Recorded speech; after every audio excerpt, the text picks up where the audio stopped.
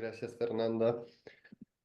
Sí, tuve el honor de recibir una excelente formación en lingüística forense comparada por parte del profesor Álvarez y después he podido integrarme al proyecto de lingüística forense comparada con el objetivo de institucionalizar nuestra disciplina. Ya les explicaré entonces lo que quiero decir con institucionalizar la disciplina. Estoy compartiendo pantalla.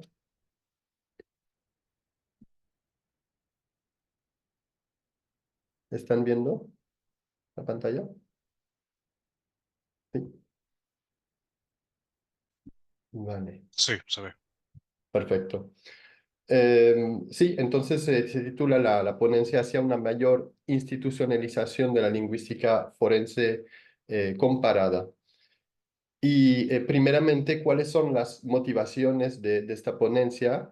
La lingüística forense comparada es una disciplina reciente, es un campo de estudios interdisciplinar también, por lo tanto, como es interdisciplinar, se necesita precisión y delimitación.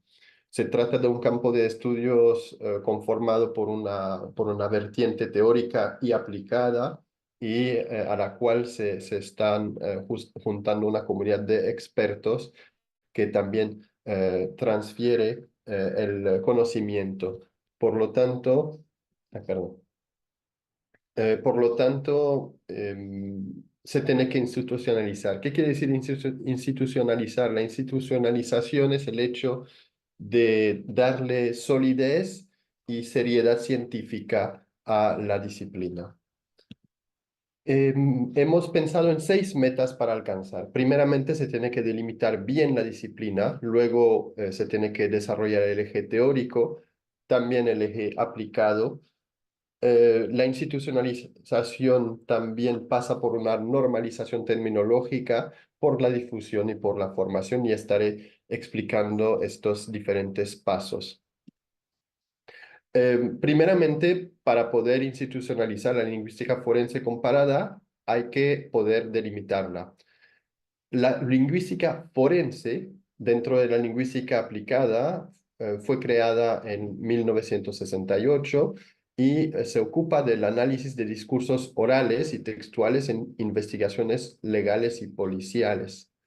En cambio, la lingüística forense comparada es relativamente reciente, ya que fue creada desde 2012 y se ocupa del análisis de la conducta lingüística de individuos en el ámbito legal y policial para hallar evidencias lingüísticas. Su enfoque es diferente, es un enfoque analítico, comparativo e interdisciplinar, tanto a nivel teórico como práctico. Por lo tanto, se nutre de diferentes ramas de la lingüística o subramas de la lingüística y de otras ramas del saber, tales como la psicología, la comunicación, la antropología o la inteligencia de fuentes abiertas. Después, una buena manera de limitar la lingüística forense comparada es elaborar un árbol de campo. Ya tengo una pequeña propuesta de árbol de campo, les enseñaré después, pero ¿qué es un árbol de campo? Es un esquema jerarquizado en apartados diversos del conjunto de una materia. De hecho, los diccionarios se basan en un árbol de campo. Sin árbol de campo no podemos hacer un diccionario y por lo tanto no se puede delimitar una materia. Aquí tenemos ejemplos de árboles de campo para la agricultura, por ejemplo, o para la igualdad y no discriminación, un diccionario que he estado creando en la Universidad Pompeu Fabra. Y el segundo objetivo es el desarrollo del eje teórico, tanto en lingüística, lingüística forense y lingüística forense comparada. Hay aspectos teóricos que están en una evolución constante. Una teoría son unos principios metodológicos y gracias a principios metodológicos podemos alcanzar una garantía de objetividad de metodología sistemática. Por ejemplo, algunas teorías que se están desarrollando ahora mismo es la autopsia lingüística, es decir, como ya vimos, la predicción de la intención y de los niveles de peligrosidad y violencia. La relación también con la lingüística formal, con todas las subramas de la lingüística formal, tales como la relación entre la lingüística forense comparada y las funciones del lenguaje de Jacobson, o también la integración del análisis pragmático en lingüística forense comparada. Es un proyecto en el cual me he concentrado en el trabajo final del diplomado. También se trata de integrar cada vez más la psicología. Por ejemplo, tenemos diferentes conceptos que pueden ser muy interesantes, como el triángulo del drama de Cartman, la teoría del apego de Bowley, el análisis transaccional, las personalidades peligrosas de Navarro y el termómetro emocional del cual ya les habló Oscar. También interesante basarse también en la comunicación no verbal y en las microexpresiones faciales, porque no solamente se trata de analizar discursos escritos, sino que también orales o en videos. Y la inteligencia de fuentes abiertas, que es la técnica de inteligencia de las agencias policiales. Hay más aspectos teóricos que pueden ser desarrollados para enriquecer la metodología. Por ejemplo, lo que les decía, la relación entre las ramas de la lingüística, tales como la semántica, la sintaxis, la pragmática, la morfología, incluso la fonética, fonología, prosodia o la lexicología, y la interacción con otras ramas del saber, como les decía, psicología, ciencias de la comunicación, dialectología, porque sabemos que depende también de dónde viene una persona, su origen, su comunidad, también puede influir en su manera de hablar y escribir. La traducción, la interpretación y la terminología. En cuanto al eje aplicado, es decir, una aplicación es la creación y el uso de recursos prácticos y analíticos que se pueden hacer a partir de los hallazgos teóricos que ya tenemos. Podemos hacer metodologías generales o protocolos. Podemos también establecer directrices que rigen la práctica de la lingüística forense comparada, herramientas analíticas tales como tablas, instrumentos de medición que incorporaremos a los informes para la policía, herramientas computacionales, análisis de corpus y bases de datos. También es importante crear equipos y centros de trabajo, como por ejemplo una mayor colaboración con instancias policíacas, tener equipos multilingües y multidisciplinarios y colaborar también con traductores e intérpretes, sobre todo en contextos de países multilingües. Es importante también tener disponibilidad virtual, pero también antenas regionales, especialmente en zonas conflictuales como las zonas que tienen índices de criminalidad altos, zonas multilingües y multiculturales. Como lo decía una persona en el chat, sí, hay que ser expertos para esto y hay que ser expertos en muchas cosas, hay que formarse en diferentes aspectos. Después, un objetivo adicional sería la normalización terminológica de la lingüística forense comparada. Todo campo de especialidad tiene sus términos propios, ya sea agricultura como derecho. Y la terminología, que es a lo que me dedico en mi doctorado y en la universidad como investigador, es el estudio de los términos, su recopilación y su normalización. Porque en realidad los términos forman parte sí, conforman el esqueleto y los órganos de una disciplina, porque si no tuviéramos términos, no podríamos representar ni transmitir el conocimiento. Y es importante integrar, a medida que avance la disciplina, los nuevos términos. Se puede hacer, como les decía, un árbol de campo y a partir de ahí clasificar los términos según sus subámbitos.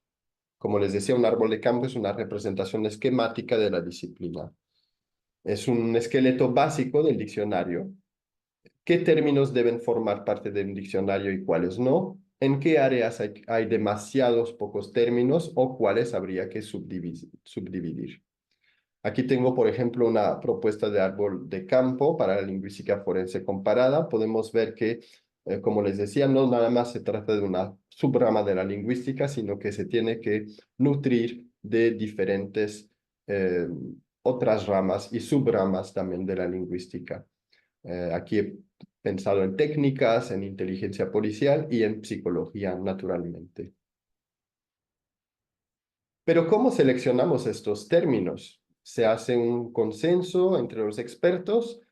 En realidad, esto era una antigua manera de trabajar porque hoy en día se elaboran glosarios a partir de una recopilación de textos. Recopilamos textos teóricos, sobre todo, eh, y hacemos un vaciado de términos. Es decir, que vamos a sacar los términos de estos textos auténticos, teóricos.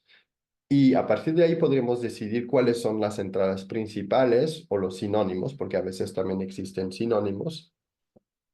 Y a partir de ahí elaboraremos fichas terminológicas con el lema, es decir, el término, su definición, categoría gramatical, ejemplos, contextos, notas y equivalentes, naturalmente, en inglés y en otros idiomas.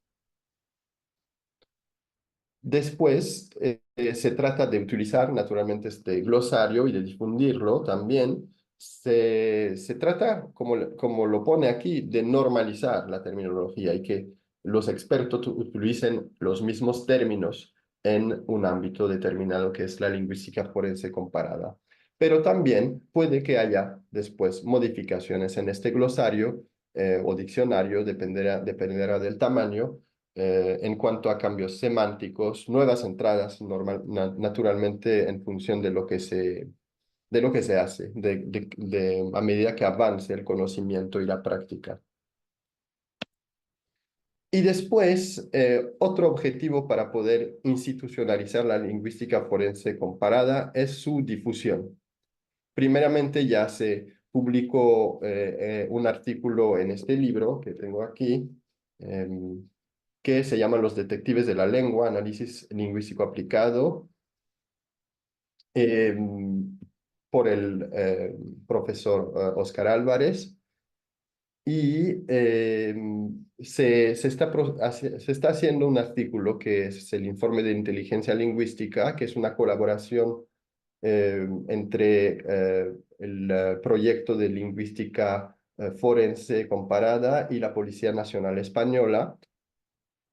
También estamos haciendo un libro sobre la autopsia lingüística y más investigación en lingüística forense y en proyectos interdisciplinarios. Hay que publicar artículos no solo en español, sino en inglés y en otros idiomas mundiales para darle justamente esta solidez. Y hacer charlas, presentaciones de proyectos y congresos como, por ejemplo, el que estamos haciendo hoy. Y finalmente, un objetivo importante en cuanto a la institucionalización de la lingüística forense comparada es la formación. Se trata de la formación para los miembros de la disciplina, es decir, reforzar nuestra experiencia con el análisis de casos. A medida que trabajemos, más experiencia obtenemos, pero también de formarnos en ramas del saber que se ligan, que están ligadas a la lingüística forense comparada, como les había dicho, la psicología, la comunicación y todas las subramas de la lingüística. Y como pueden ver, hay mucho trabajo, hay muchísimos aspectos que se tienen que tomar en cuenta. Y también aprender idiomas y acercarse mejor a las culturas. Porque claro, sobre todo en lenguas mundiales como el español o el inglés, es importante considerar también las especificidades regionales y culturales. También la formación es una formación de nuevos expertos para que la comunidad de expertos en lingüística forense comparada crezca.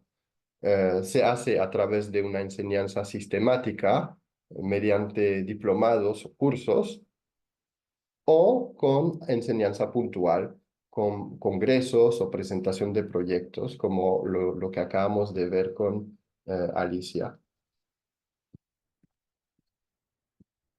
Y para concluir, estos 6 objetivos, el desarrollo teórico, el desarrollo del eje aplicado, la enseñanza, la difusión, la normalización terminológica y la delimitación de la disciplina, harán que esta disciplina sea cada vez más institucionalizada.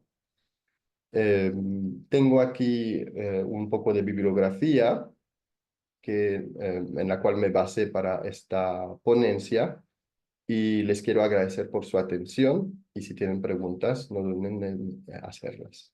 Muchas gracias.